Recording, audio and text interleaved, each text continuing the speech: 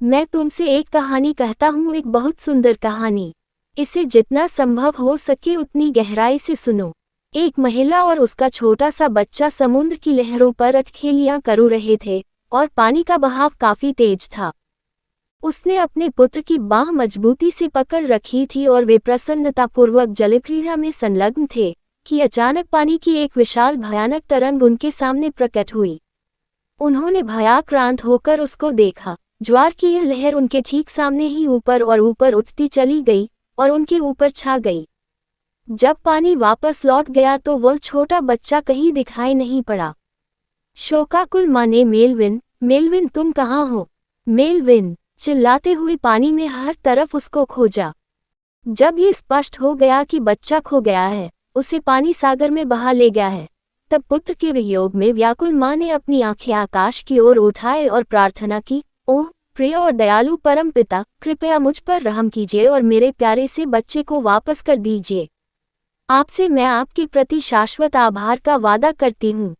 मैं वादा करती हूँ कि मैं अपने पति को पुनः कभी धोखा नहीं दूंगी। मैं अब अपने आयकर को जमा करने में दोबारा कभी धोखा नहीं करूंगी। मैं अपनी सास के प्रति दयालु रहूंगी। मैं सिगरेट पीना और सारे व्यसन छोड़ दूंगी। सभी गलत शौक, बस केवल कृपा करके मेरा पक्ष लीजिए और मेरे पुत्र को लौटा दीजिए। बस तभी पानी की एक और दीवार प्रकट हुई और उसके सिर पर गिर पड़ी। जब पानी वापस लौट गया तो उसने अपने छोटे से बेटे को वहां पर खड़ा हुआ देखा। उसने उसको अपनी छाती से लगाया, उसको चूमा और अपने से चिपटा लिया। फिर उसने उसे एक क्षण को देखा और एक बार फिर अपनी निगाहें स्वर्ग की ओर उठा दी। ऊपर की ओर देखते हुए उसने कहा, लेकिन उसने हेट लगा रखा था। मन यही है, बच्चा वापस आ गया है, लेकिन हेट खो गया है। अब वह इसलिए प्रसन्न नहीं है कि बेटा लौट आया है, बल्कि अप्रसन्न है कि हेट खो गया था। फिर शिकायत।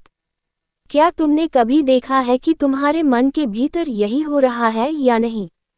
सदा ऐसा ही हो रहा है। जीवन तुमको जो कुछ भी देता है उसके लिए तुम धन्यवाद नहीं देते।